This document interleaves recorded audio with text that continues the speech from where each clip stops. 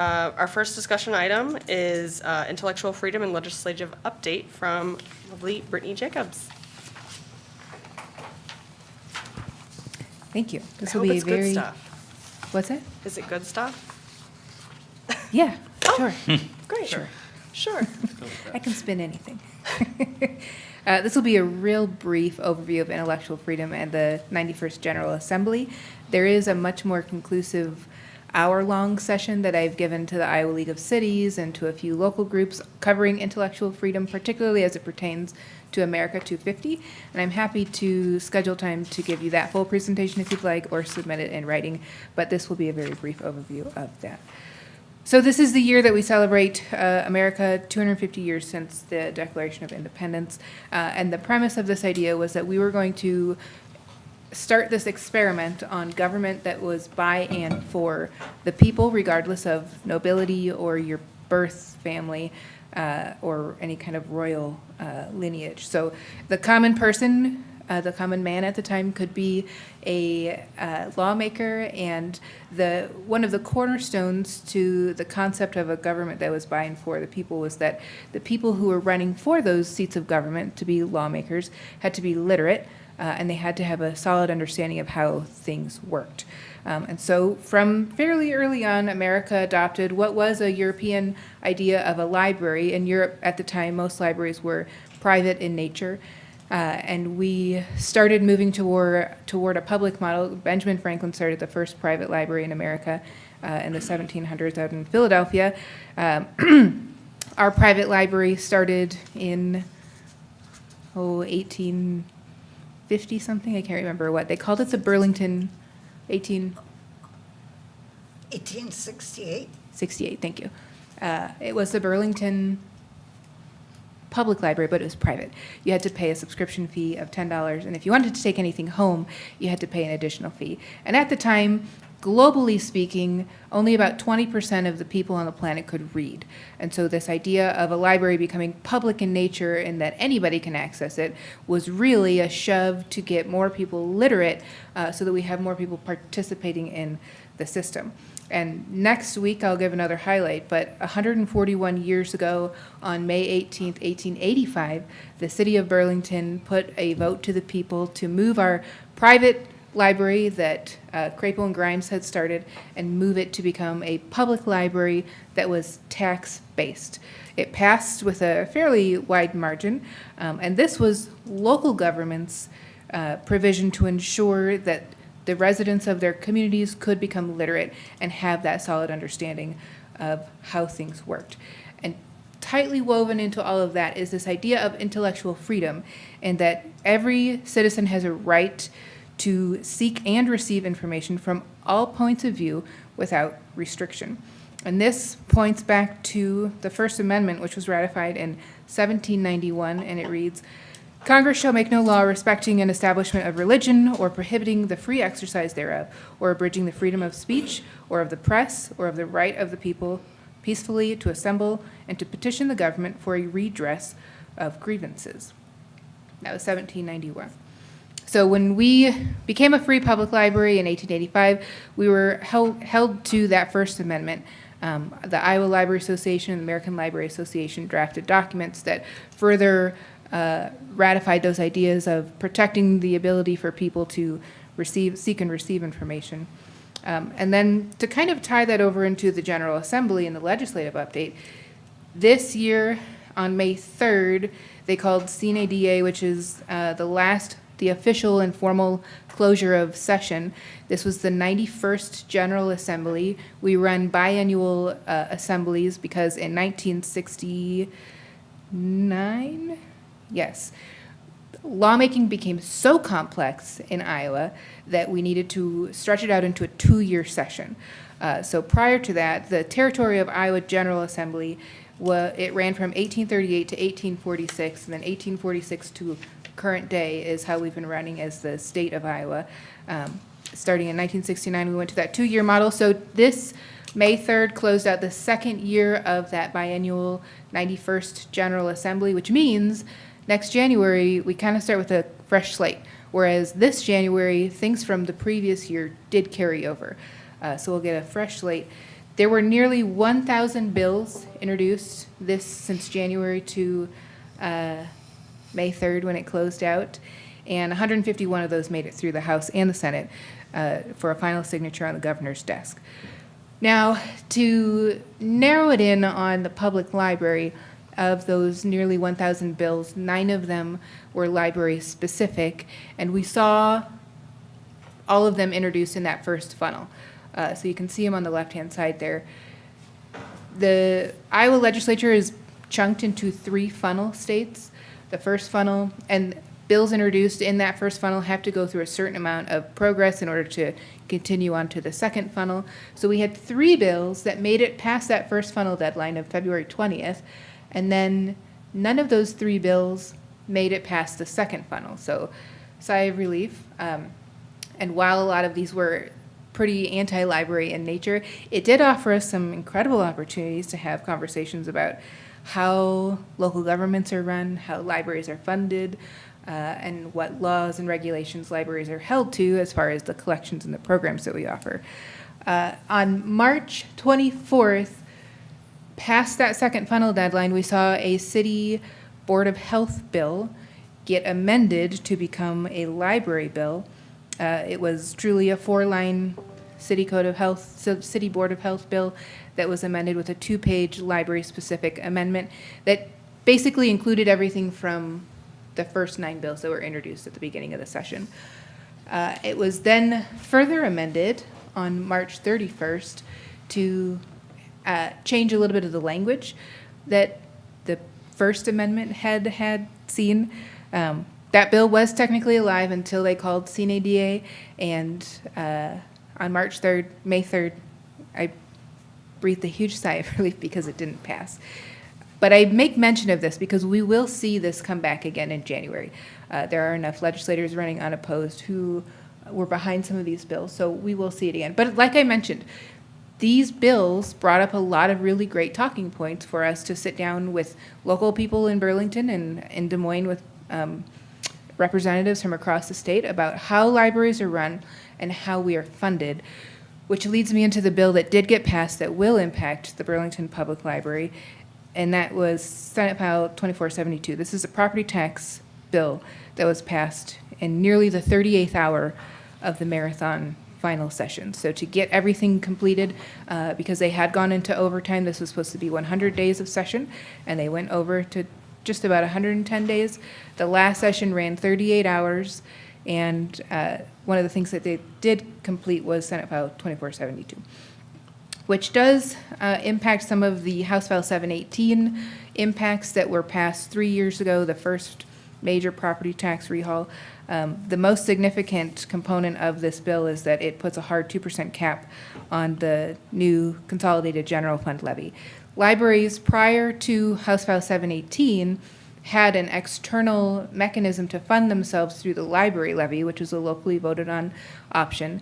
718 removed that by means of consolidating it into this new CGFL and this consolidated general fund levy, with a restriction that we get that levy down to $8.10. Now, there are some deadlines that have been extended in this year's property tax bill. So while this was just a week and a few days ago that this passed, so we're still parsing through all of the nuances of the tax bill, it will restrict how cities can fund themselves, and with libraries in particular being dead set now in the center of the general fund, we're probably going to see some of those fiscal impacts coming our way. So while it was a property tax bill, generally speaking, it will become a library bill because we are funded through property taxes to provide services to our community. Now, I'm very happy to have any conversations with you all, with representatives, senators, House reps, community members about any questions that came up with these bills. There were a lot of library conversations this winter, and I'm very happy to sit down and talk through things with people, whether it's how do we hold ourselves up to the First Amendment, to how is Iowa Code holding up and protecting children in spaces like public libraries, to how are we funded and why do libraries have to pay for books? Because there are some people who don't think we have to, or who think we don't have to pay for books. And not only do we pay for books, there's some highway robbery going on with ebooks. We're charged up to 3 times the amount as the public market is for digital materials. So there's a lot of really interesting conversations and important conversations to be had. But getting back to this idea of a government by and for the people, this is America 250 that we're celebrating this year. The library provides that space in town where you can go find information, search and seek without fear of retribution. And it also invites you to be participatory in the system, both on a local level and on a state and on a federal level. And with that in mind, we will start to see some candidate forums happening ahead of the June 2nd primary. They start tonight at the library. There will be one at 5:30 that will include the House reps who are in the primary. So this will be the Democratic candidates tonight at the library at 5:30. Thursday at 5 p.m. at the Senior Center, there will be a candidate forum for all candidates that's hosted by the Chamber, the Government Affairs Committee, of which we have a representative in the audience, Brandon Worth.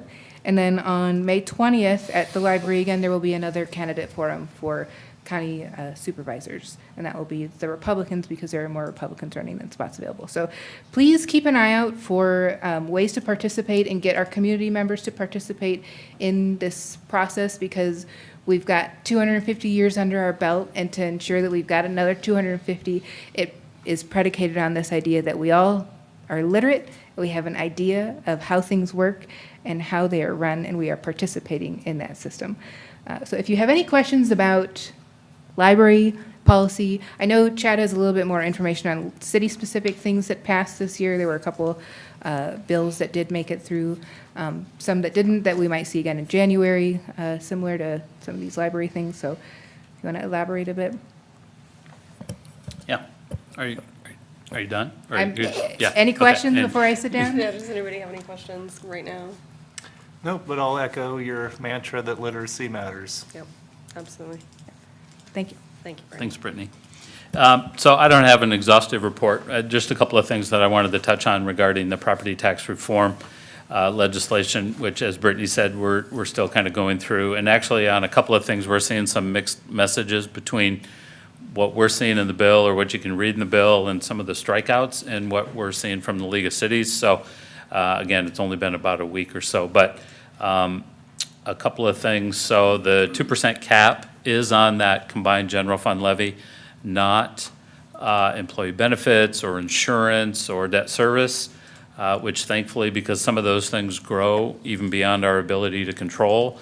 For example, health insurance, which would be in employee benefits, and property insurance, which would be in property insurance segments. So for right now, we have the ability to adjust those levy rates, as we have, to accommodate for those increases. Interestingly, in the property tax reform bill, multifamily property as a class, about 10 years ago, used to be commercial class, and then it transitioned to its own multifamily class. And after about 8 years, that phased out. Multifamily properties then went to full residential class, meaning they were eligible for the full rollback, the full effect of the rollback. Now, in this bill, they're coming back into their own class, and they are seeing a significant increase in valuation directed by the bill, by the legislation, to rollback plus 3% in year 2, I think, and rollback plus 6% increase in year 3. So we're seeing the multifamily class actually start to climb back up. I find that perplexing in a property tax reform bill, because it's taken a class, rental properties, and it's actually increasing the tax rate on those properties. There's some changes to the school SAVE, which is basically the school local option sales tax. The state's funding some of that. The state is removing a backfill portion. That was supposed to phase out by 28, and it's just gone now. So again, a lot of times what happens with these complex bills, The Department of Management will be tasked with the administrative rules and the implementation of that. And so I'm sure this summer and fall, as we get into seeing new budget documents for this next budget season, we'll start to see some of the ways that these are supposed to be implemented. There were some changes to TIF. They're not real egregious for Burlington just because of the way we use it, but I can imagine there are some cities out there that will be hamstrung with some of the changes to TIF. Some of the other bills impacting cities, we talk about housing and affordability, but there is a new requirement for radon mitigation in all new single and two-family residences, that they will be required to have radon mitigation systems. And that's really a balancing act because of cancer rates in Iowa being so high. You need to do something like this, but that will increase the cost of new and two-family structures moving forward. Sidewalk liability did not pass, did not move through. And basically what that says, that comes out of a Supreme Court decision from I think a year or so ago that shifted sidewalk liability from adjoining property owners to cities, and that remains today. So the legislature didn't take that up and clarify previous legislation or public policy in favor of the Supreme Court decision. I don't know that I have anything else that I want to cover unless you have any questions on anything else that you directly heard. Nick has, is that mostly the property tax bill information up there, though? Yeah, okay. So is there a cap on valuation then for the city? There's a cap on revenue growth at 2% for the combined general fund levies. So even if not we on increase valuation, but in on revenue. valuation, we still can't increase. Well, the city doesn't control valuation increases, the county assessor does. Right, The rollback didn't change. They didn't tweak or mess with the rollback function, so that's still going to be tied, although, again, we're still trying to understand exactly what's going on here, but the statewide equalization, I think, is no more. So that'll be interesting to see how evaluations change from year to year without the statewide equalization, which was capped at 3%. So next year's rollback with total valuation not being capped now will be interesting to see. But regardless of that, city revenue on the combined general fund levies is capped at 2%. So it's capped revenue, regardless of. do we hit that 2% even? We did this year, but we also released a lot of TIF. Now, that 2% is not inclusive of new valuation, so if we see new valuation come on, we get to capture that. But typically, we're around that 2%, depending on whether it's a reassessment year or not. And if you close out a TIF district now, you can't have another one in that district again, or? No, not entirely. You would just establish a new base, a new Okay. line. Gotcha. Right? And then you have to grow that increment above that. But any TIF districts, so they call them perpetual TIF districts, and basically it's any TIF district that was created prior to 1992, doesn't have a sunset. So they're called perpetual TIF districts. Anything after 1993 has a 20-year sunset, Okay, right, automatically, where you can capture that same increment. But after that sunset, then you have to reestablish the TIF district, and it creates a new higher increment line. Does that Gotcha. make sense? I think so. Okay. So again, there's a lot there. On the property tax stuff, again, I know we'll see a lot of opinions and admin rules come out over the summer, so we'll just keep you posted as those come around, so.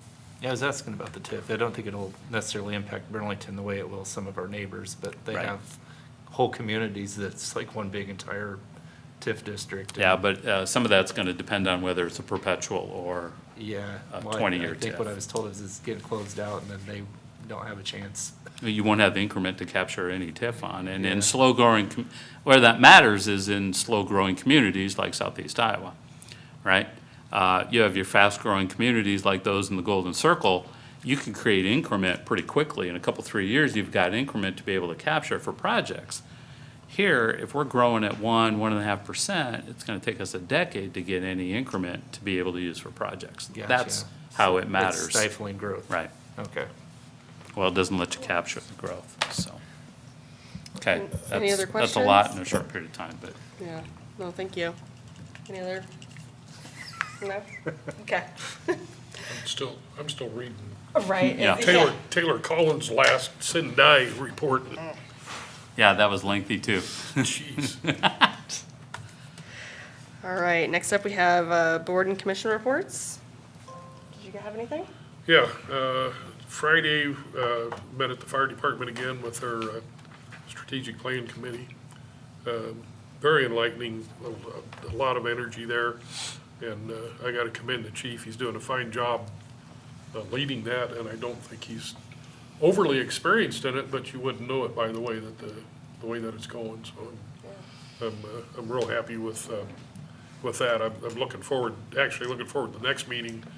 It looks like we're gonna have at least two more after this next one, so three more meetings before we come up with strategic plan, but just that 30-day waiting period gives everybody time to really absorb what we've talked about and to think about, because now we're into each one of the items under the four different categories are gonna have an action plan, and so we've got that 30 days to think about that action plan. So it's really coming together good. I think it's gonna pay dividends for the fire department and the crew down there. And then today, we met with the senior center. We had quite a bit of discussion on partnering, potential partnering with DPI and the Arts Center and providing some space for them.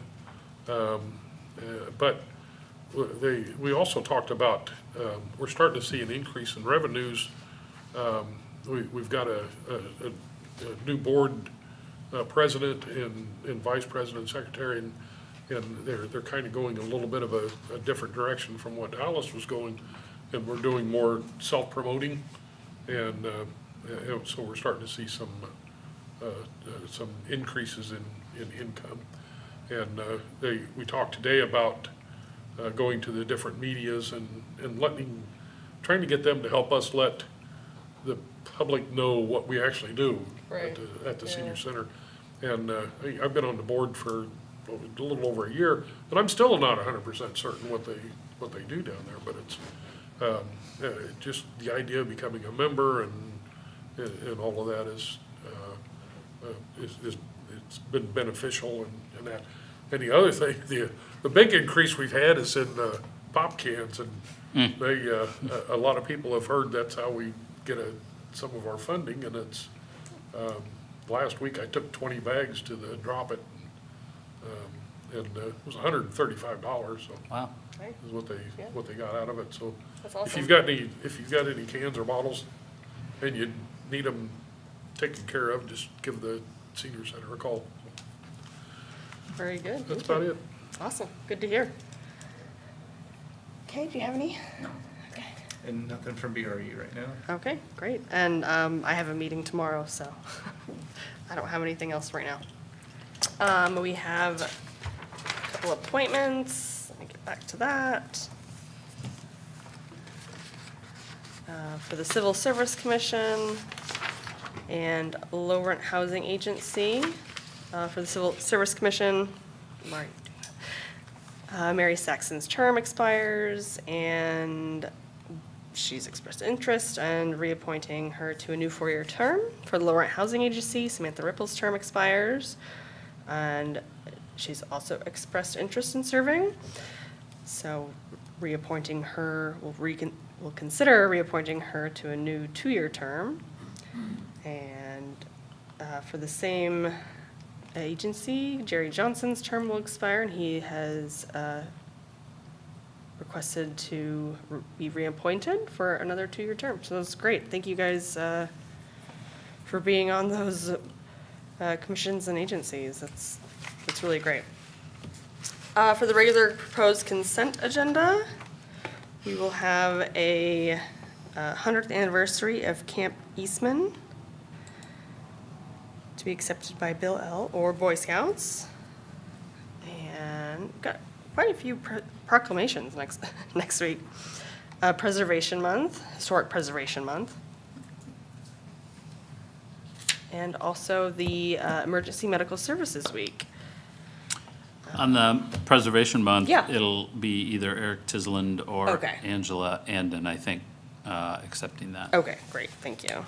And then for the Emergency Medical Services Week will be accepted by Nathan Toombs. All right, let's see where we're at. I will have a presentation, Dancourt Tennis Court updates. So And- just a quick update Yeah. on that from Eric. Eric had a family engagement tonight, so he's not here.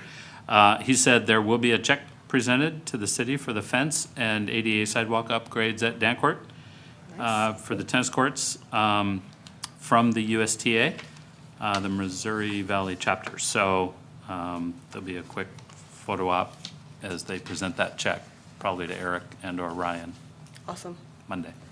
Awesome, great to hear. And then we have a public hearing, consideration of fiscal year 2025-2026 budget amendment number 1. So in the packet was the notice of the public hearing that was published in the Hawkeye, that was published last Thursday.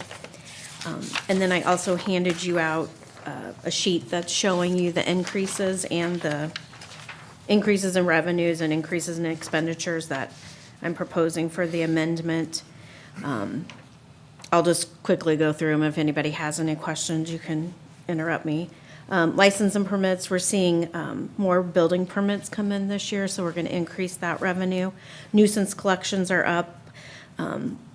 We also got some of the logging sales. That's a project that's been going on for quite a while, so we really don't even budget for that money anymore because we don't know when we're going to get it. So we did have some come in this year, so I'll budget for that. And then we're still earning good interest with the interest rates, so. And then on the expenditure side, a lot of these are just normal ones that we look at right now, how we're doing.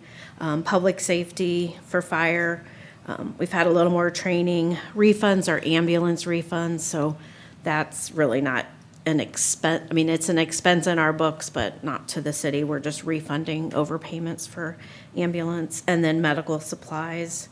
For police, overtime, which is as expected with the shortage of officers.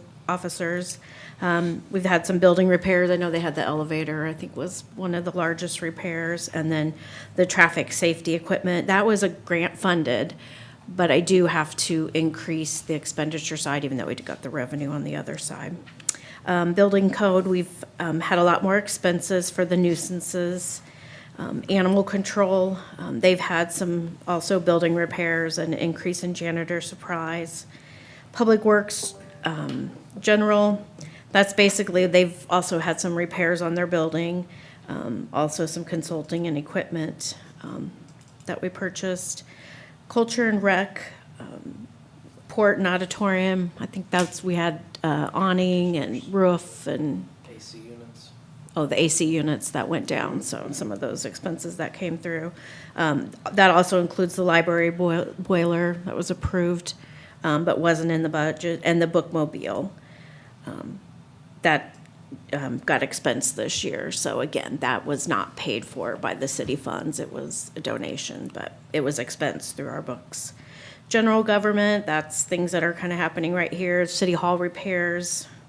We had an insurance increase, of course, we're not seeing that go down, so.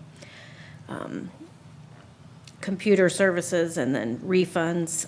Those refunds that go to the general government, those are for when people pay waterworks bills through us. They'll go online and they'll pay their water bill, and we need to get the money over to the waterworks. So we code them as refunds because we're writing the check back over to waterworks, so.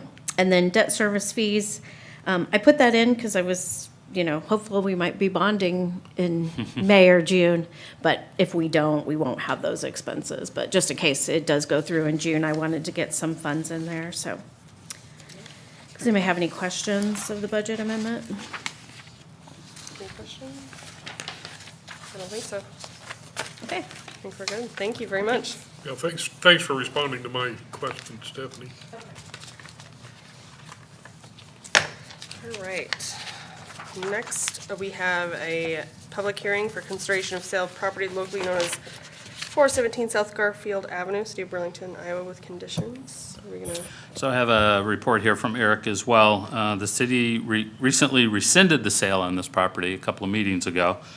So it's back in city ownership, but now we're going to put it back out for public bid. The original conditions apply to any new bidder planning to purchase and rehab the home, as noted in the notice, and as usual and customary for the city. So, but those original conditions will be back on the table.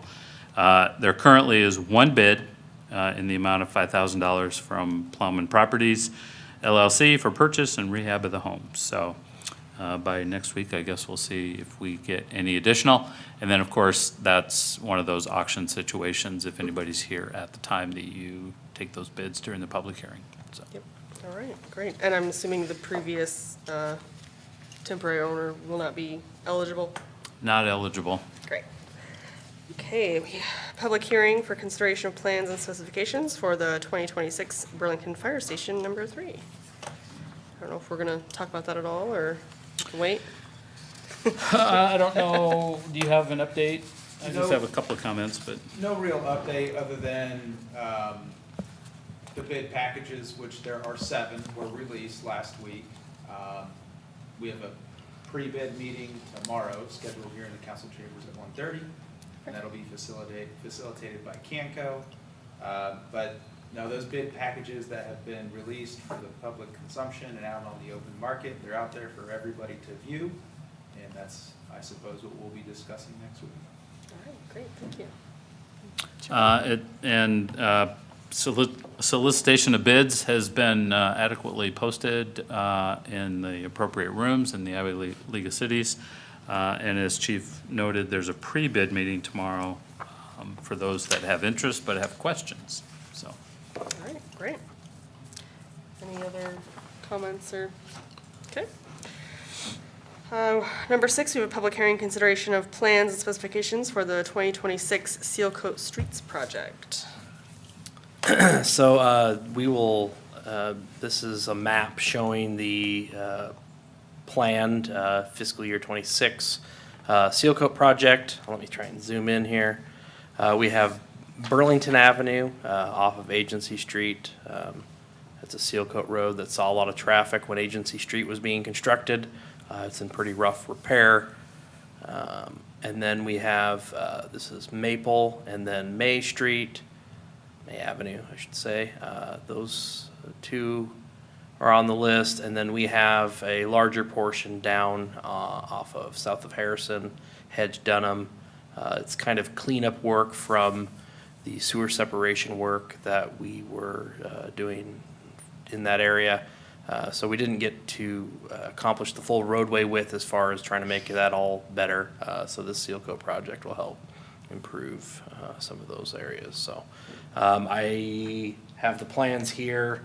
Do not have an OPC on the cost of that.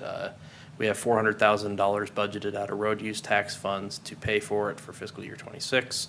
I've asked that we stay underneath of that dollar figure, so we'll have to make any alterations should that change. So that's the plans for that. But you see 2 different labelings there. One is stabilization, so we'll go through in that section. We'll go through with what I call a rotomiller. We grind up and reestablish the base and then do a double seal coat on top of it. The lighter green color, which is just on Dunham Street, is only a double seal coat, so we'll leave the base material alone and just do a seal coat on top of it. So Nick, the one that's on Burlington, it's like that cul-de-sac or whatever. How are we gonna manage that so everybody can get in and out of there? this, Well, just like the whole area there, so when people are leaving, they're gonna have to run the loop and come around? Or is that one side gonna be completely blocked off all at once, or is everybody gonna have to take the same way out? in and out so of the- so seal coat is a little bit different than what you would see with concrete or asphalt.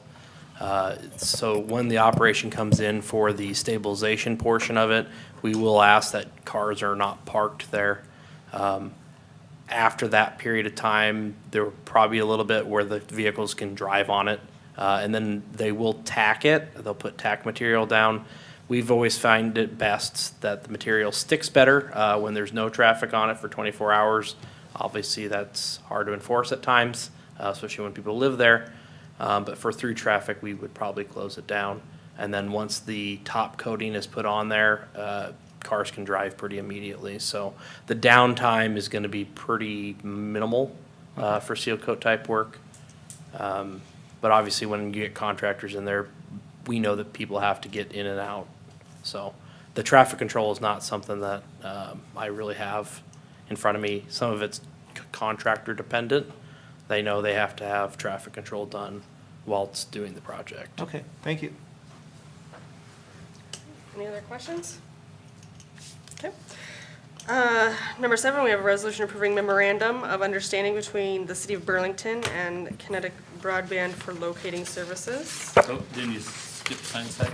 What? Or No. did you pull that one off and I have an old agenda? The award of Sunnyside, Yeah. that Did is, the bid letting is actually next week. Yeah. I must have an older copy, sorry. Sorry. Sorry. I was like, I made a mistake. Okay, so anyway, It had me panicked as well. Don't worry. I don't know if we're talking about this at all, or No, no, no. good for now? Okay, Go, yep, move. all right. Disregard. I mean, the broadband. The broadband, the kinetic thing has been pulled for Oh. other circumstances. So that won't be on the. There are things going on in the background that I will not Perfect. privy the whole council Don't to. need to know. Cross that one out. All right, and then for the proposed consent agenda, the number 1 is a resolution approving purchase of type 1 ambulance for the Burlington Fire Department. Didn't know if we wanted to, if we're gonna talk about that at all, or if we already have.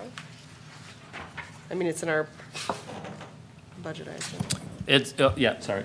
I'll just come and say it, it's okay. That's great, thank you. Thanks, chief. So in your packet is a council item and resolution in preparation to purchase, or I should say order, what would be our 6th ambulance. We have 6 ambulances in our fleet. That's, at this time, that's all we plan on having. But this would be specifically the 6th Lifeline ambulance and also the 6th ambulance purchased through the HGAC state purchasing program and also through Lifeline. So this is a part of that purchase and then remount and replace program that you've heard us often come and talk about over several years now. One of the best programs I've ever seen with an ambulance. And also this, we're in the day and age now where we're purchasing these ambulances and they are everything that we need. They come fully supported and built and upfitted to today's needs. We're not retrofitting anything. They are the most advanced ambulances that you could get that technology can provide right now. So extremely happy. A couple things to note that's important with this specific ambulance is they are 24-month lead times. They are getting better, but still we're being told 24 months. So it's important to get ordered now. One pretty important thing is also that there is no actual purchase or check being dispersed until the date of delivery. So we're just ordering right now. We're signing the letter of intent and purchase, hopefully, with your approval, but there is actually no purchase until we bring the thing home from the factory. So, can answer any more questions if you have them. Which is 2 years from now. Yeah. And financially, we're paying for that with the 26, 27 bond, so, or 27, 28 bond technically, so. Things are getting better. I really believe that. They were saying 24 months, but actually think of 30, but now they're saying 24 months, think of 20. So things are getting better with the regular truck chassis. It's a long lead time, but get it in now and we'll hope that it comes quicker. That's right. That's all you can do. Yeah. Yep. We'll tell the next council to say yes. You never know, and there's also cancellations in the line, so Yeah, then you can you get could bumped get, up. you could get stepped up. That's another reason as to hopefully get things approved now. Yep. Because you could be fast forwarded even more. We've done this before, Oh, yeah. yeah. Perfect. Thank you very much for coming. Number 2 is a resolution authorizing fund transfers for fiscal year 2027. So this is an annual resolution that I prepare after we approve the budget. These are basically just stating, letting you guys know exactly all the transfers that are gonna happen. This was a law that was passed, can't remember when. Doesn't say in my resolution, but I think we've been doing it for about 5, 6 years. But it's to be more transparent, so everybody knows the transfers that are going in and out. So like I said, every one of these is in our budget already. It's just me recapping it in this schedule for you guys to approve, and if you have any questions on any of them. Anybody have any questions, comments? I don't think so. Thank you very much for that. And then we have, oh gosh, where was I at? Okay. Number 3, resolution establishing solid waste fees effective July 1, 2026. Sure, and this is the resolution that's approving the fees that are in the budget. We're having a 45-cent increase per cart effective July 1st, 2026. And basically, that's the only change. Okay. Questions, comments? None? I would like to see the increases be higher on the larger carts because I feel that the people who have the small carts are paying a higher proportion of the fees. I figured it out, a 35-gallon cart pays about 47 cents a month per gallon, which is a dumb way to measure garbage, I think, but anyway. A 65-gallon cart pays substantially less in the 30s, and a 95-gallon cart pays even less, like 28 cents. And I would like to see some kind of equalization, if you will, of that. And if everyone were to pay at the same basis, the 65-gallon cart would cost $31 a month, and the 95-gallon cart would cost $45 per month. Because if you start with the $16.90 and then add for 30 more gallons and for 60 more gallons, that's the difference. And I think we're discouraging recycling. I think we're encouraging people to throw things away. And I'm not thinking of this as punitive, as of equalization. If someone with a 35-gallon cart is paying 47 cents a gallon, everyone should pay 47 cents a gallon.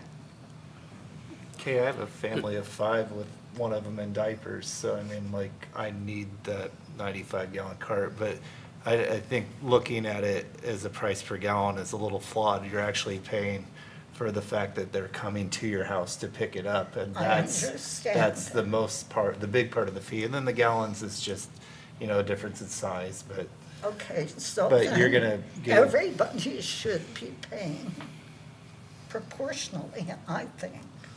I forget when we established this, maybe this can be another discussion at a later time, kind of the reasoning behind the fees, because I was a part of that, but I don't quite remember off the top of my head why we, Well, since Decided. implementation, the fees have grown just incrementally based on the cost of living or an adjustment from the landfill for tipping fees. correct? I wasn't here when they were established, and that's what Right. you're getting to. Yeah.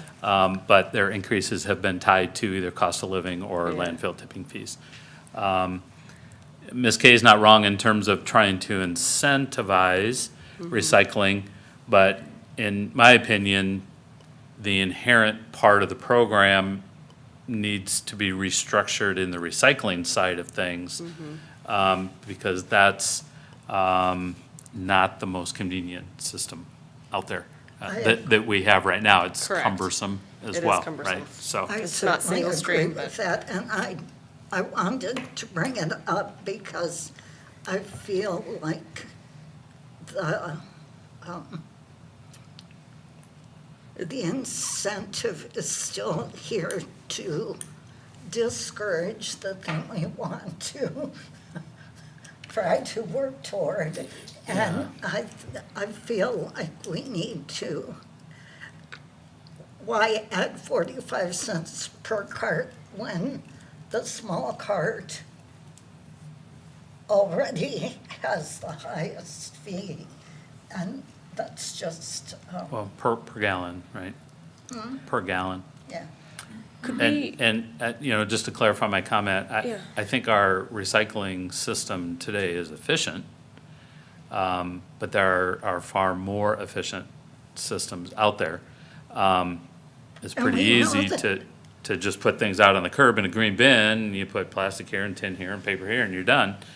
But, you know, maybe we've reached a plateau where we're only gonna get so many people. So if you wanna get to the next level, it might need to be something different. And I guess in my opinion, I don't know if that's a cost driver or a process driver. Right, and I know that certainly the downtown recycling bin has been extremely popular for cardboard at least, maybe not so much for cans and bottles. The vast amount of volume that they get from the new bin downtown is cardboard. And I know Nick probably can share some experiences. A lot of what we see in trash collection is cardboard as well, because a lot of times it doesn't fit in the container. So they're bundling it or stacking it or putting tags on it or whatever, and it's like, again, it goes back to process. yeah, Part of this plan too was that we were seeing that the alleyways, and there's just trash everywhere, Mm-hmm. and everybody had their own can, and it was just, there was All nothing uniform, and there was just a lot of litter. And I think what I remember from this project was that our goal was to clean up the streets and alleys, and I think that part has been a big success, because the neighborhoods do look cleaner. When I lived on the south side, I remember before it, you know, stuff was just up and down the alley all the time. And now that they have lids and they all are picked up the same way, I found that it's a lot cleaner than it was, so. But I see your point. Also, just to make sure we know, of that $16.90, you're $4.55 of that you're paying for recycling. Yes. Then the rest is what- Everyone pays, Right. whether they recycle or And the rest pays not. for our operations. Yes, I'm aware of that. Okay. And then what we've been doing the last few years, we've just been, doing a per cents per cart, but it's roughly about 3% is like what Chad said, that we've been trying to keep up with the expense increase in the operations, and it's been about 3%, so. So my recommendation would be if we want to make systemic changes to this, that the time to do it would be just ahead of our all-day budget work session. Maybe in a couple of work sessions prior to that, and then try to finalize some concept during that all-day budget work session as to the fee structure and that, because we do touch on this during that all-day work session. But we I just would kind of like look at that. rate changes and that's about it. But if there are systemic changes, that'll take some time. So Yes. we should set that up, Everything takes time. yeah. If the council's desire is to make some changes there. certainly wouldn't hurt to talk about it in a way that, if we decide that we can't come to an agreement, then we can obviously remove future discussions. But I think that'd be fine to at least put it on there as a discussion. Okay, we'll work some things up. Okay. The one Thank thing you. moving forward is the 35-gallon cans, just by an inventory note, people are moving away from having 35-gallon cans. We have made a policy decision to not issue new 35-gallon cans, but so they are slowly dwindling as far as an inventory out in the field. So that is probably a likely change moving forward that we'll look at. We'll just have two sizes that we essentially issue a price tag for. And the price per gallon is maybe a little bit difficult to understand when you consider the bulk of our expense for solid waste is staff and then equipment costs. And those are essentially needed for regardless of the can size that you have. The other pieces of that is we do a leaf pickup that everybody has access to. And so I wouldn't say that's a flat part of the fee that you're paying for your monthly service, but it's definitely, equal across 35, 65, or 95 gallon cans. So I would say that your dollar of per gallon fee goes down some when you remove some of the kind of flat costs that we have as a city to try and operate. And so I could try and figure those out for you so you could better understand what that equal level is. But, in this discussion right now, I wouldn't be able to do that. Well, no, the tipping fees are based on weight, not gallons, but because of the information we have, gallons was the only thing I had to go. Yeah, well, and that's kind of the industry standard. So when you buy a truck, we buy a 25-yard truck, which is volume, because you don't know the density of the volume of material you're picking up. So Right. your weight is always a tough thing, and that's how that they charge us at the landfill is by tonnage. And so yes, volume and weight don't necessarily correlate. If you have people that fill their 35-gallon cans with a bunch of heavy objects, they can essentially have the same tonnage as somebody that fills their 65 or 95 with a bunch of light objects. So, yeah, gallons is the volume in which we're charging people, but tonnage is the fee that we pay, so. We'll set up some work sessions late summer Yeah. before budget to talk through it. That'd be great. Thank you, Thank you. thank you. All right, I believe we are on number 4, resolution amending sewer user fees effective July 1, 2026. Sure, this resolution is just updating the schedule for the 4% increase that was voted on when we approved the budget. Any comments, questions? Great, all right, resolution amending stormwater utility system fees effective July 1, 2026 pursuant to chapter 100.7 of the Burlington City Code. And this is the stormwater fee that residents are charged based on their equivalent residential unit, ERU, and that's increased by 4% too. Great. Comments, questions? No? These are all Yeah. generally cost of living Right, COLA yeah. adjustments, so. Yep. All right, and number 6, we have resolution approving septic hauler fees effective July 1, 2026. This again is a 4% increase. Did you have anything to add? No, it's No, the same just, resolution, again, just increased COLA, yep. 4%. So. Great, any comments or questions from you guys? No, okay. Next, we have a resolution of support for transit program Kids Ride Free. Didn't know if we had any. So this resolution has been something that I've done annually since I've been here. It started well before my time. But this is just a resolution of support from council to reinstitute the program for Kids Ride Free for the summer. So in the resolution, it starts June 1 through August 31st. Burlington school kids are in session when those dates begin and end, but from a function standpoint, it's just easier, cleaner to operate that way. In my memo, I did include kind of the ridership numbers of the kids that we're transporting. You see a fairly big spike in 21, kind of dwindles a little bit in 23, 24, but in 25 you saw kind of a re-engaging of that. I will say that the Kids Ride Free program is widely used for our camp kids to get to and from, and then while they're at that, they use it quite a bit to get around town. Last year, we instituted because the pool wasn't open, kind of a fixed route system that didn't work the greatest. This year, we're going to try and attempt to do more call-based, try and get some publication out in front of folks so they can establish a ride for their kids to get them to West Burlington Pool or Fun City area. So I think it's a good program. It definitely helps some of our other services in the city to get kids around town. So. It's a great program. Any other comments, questions? Okay, and then we also have a set date for public hearing, June 1st. It would be the consideration of an ordinance amending Chapter 65.05 of Burlington, Iowa Code of Ordinances concerning impoundment of animals running at large, abused, or neglected.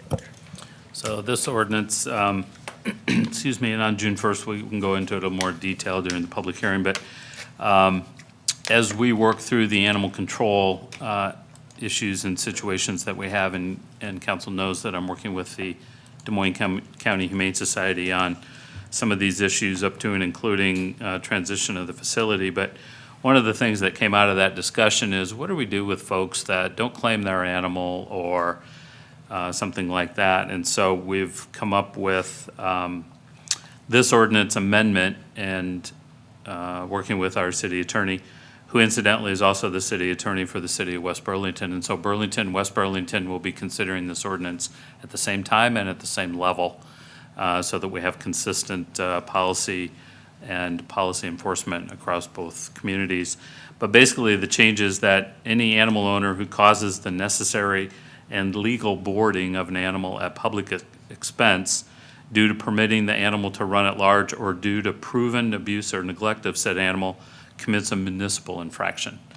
And then it sets the fee for that municipal infraction at $50 per day the animal is boarded at public expense. So this will give us a clear, defined enforcement for some of those that were otherwise not caught in the system. So. Great. Look forward to more discussion on that. Future discussion items, we have Cascade Bridge, Nick McGregor, May 26th. Assuming we're not going to touch on these. Number 2 is South 14th Street, also Nick McGregor, May 26th. And number 3 will be the mural on the wall of the 400 block of Jefferson Street by Amy Moiner, and that will be June 29th. Those are, again, future discussion items. Okay. Nothing else on the work session agenda, so I suppose we should go around the horn and... Oh, you're first. I am first. So a couple things of note. The river has come down quite a bit. We've gotten the south docks reinstalled. We plan to get the north docks installed here. The splash pad will come online here Friday. So that will be operational. And the intersection here at 5th and Washington, I don't want to jinx us, but should be opened here come Monday or so. So that's my update. Back room, got anything from wastewater? Nothing? Brittany from the library. Pretty I quiet. love your sweater. It's pretty quiet back there. The bees. The Burlington Public Library is the official repository for the Environmental Protection Agency when they send out public documents, and we've received the emergency permit for the storage of lead azide. Is that how you say it? This is AZIDE. This is related to the recent closure, azide, out at the Army Ammunitions Plant in Middletown. So if you are curious to read about the emergency permit from the EPA, that will be available at the help desk for in-house viewing only at the library for the next 30 days. Tonight, the lights will be out on the Great River Bridge because we will have 385 million birds migrating north, and this is part of a corridor of cities along the Mississippi who, in partnership with Birdcast and Cornell University, will dim or put out their lights during these peak migration days to help assist with these feathered friends moving north. So tonight, lights out. If you have lights on your houses or your properties, if you want to dim those or turn those out, that'll help with the birds' migration. Will the steeple lights be out as well? I do not believe so. I don't think so. I think they are dimming everything as part of the Lightscape project, so steeple. Okay, well, that's great. Oh. Snake They'll be at Alley, least dimming them. yeah, and the bridge, I think so. Do we have any sort of like, little like screen snip of something that, because I know people are going to be like, why are the lights out? And it'd be great just to post like a PDF of something. We Can can ask do Amy. that. I don't, Amy Moyner posted last year, so I can Okay. ask her to post something that the city maybe can repost, Yeah. or that you can share Yeah. out. Whoever, But yeah. it's the Just, you know. Birdcast, they have a great graphic for what tonight's migration projections are. All You right. go to Birdcast with Cornell University. Someone asked me about this last week, if we were turning the lights out. Nice. And I said, well, I know we did in the fall, so I'm glad to hear this. There was a peak, we had a high migration night last week, and we didn't get word of it until the committee wasn't able to come together to make a consensus decision. So tonight, hopefully, we've gotten to them ahead of time enough that we can get those lights turned out. So turn your lights out at home and help the effort, please. This Friday and Saturday and next Monday is the next Friends book sale. If you're looking for books, they will be bringing 10,000 books up to sell, and all profits come back to the library to help support and pay for all of our programming, so that everything that we are hosting for the public is free to attend. As a reminder, candidate forums start tonight. Just a minute ago, the first one started at the library. And this Friday, the library will be joining the school district with their annual Walk to Fight Suicide, which will start at 1 o'clock at Bracewell Stadium, and they'll walk down Jefferson Street, I believe. So lots going on at the library. But if you want to see that EPA record, you've got 30 days to view it in the library only. Thank you. Okay, great, thank you. Nothing there. Police department, nothing? Fire department? I sent you all an email, friendly email, but it's also worth mentioning here too, about a little event that, in partnership with the Chamber of Commerce and the Fire Department, we're hosting this Thursday at the fire station. We're calling it a ribbon cutting event to open our gym, which was remodeled by our new construction DHS class. Nice. It's been a little under a year of their project, but we want to reward those students and their effort and their program. So just a simple invitation, and that's where we'll be at the fire station, 9 a.m. on Thursday. All right, great, thank you for that. Nice. Chad? A couple of things, again, from Eric. Parks Department notes, Kids to Parks Day is Saturday, May 16. National Day of Outdoor Play celebrated on the third Saturday of May to encourage families to explore local, state, and national parks. We encourage residents to explore all the wonderful parks in our community, Saturday. And then I have two announcements here, actually, I think they're both from Zion Church. There's a mental health wellness day on Saturday on Jefferson Street between 3rd and 5th Streets from 10 a.m. to 1 p.m. So mental health awareness, there's screenings and some other things going on, so I'll pass that around. And then they are also hosting on Saturday at 1 o'clock, a Blessing of the Pets in Nancy Nafee Park. So if you are so inclined to visit those, there you go. And then there is one other item that we need to add to the agenda for Monday, I think, and I think it's in the works. And we have an application for workforce housing from a local developer. He's working on a workforce housing grant application through Iowa Department of Economic Development. And that's in the works now, so I didn't make this agenda for discussion, but it's just an application of support. So the developer can submit the application to workforce housing. I think it's due by the end of the month. So next Monday's meeting will be the last meeting, so I think that's coming. And then a reminder that May 14th on Thursday at 6 o'clock is our joint council meeting with Burlington, West Burlington. And that'll be at SEC in the conference room. More information on that. 6 o'clock on Thursday Over there at SEC. at SEC. I'll get you details. That's all I have. Thanks. Okay. Oh, SRF extension. Yeah, so there was some late traffic this afternoon. We'll have another addition to the council meeting. We have an SRF loan for the Mississippi Interceptor. So the deadline that it expires is June 23rd. And so our bond counsel sent some documentation today to extend the deadline from June 23rd by 3 years, so. Is that just a simple resolution to extend It the is, deadline? yep, no public hearing or nothing, just a resolution. all right. Did you say May 14th? Because Wednesday's the 13th. Thursday, the 14th. Oh, you said Thursday, 14th. I Right. wrote Wednesday down for some reason. So confused. Do you have anything else? No, not really. School's almost over, and you know the weather's getting nice, so people are out. And I drive professionally. I'm a delivery driver, and I see all the people that blow through stoplights and stop signs or drive too fast, or people that are walking and not looking where they're going. So just be mindful that there are other people out there in the world that you don't want to collide with, and let's keep everybody safe.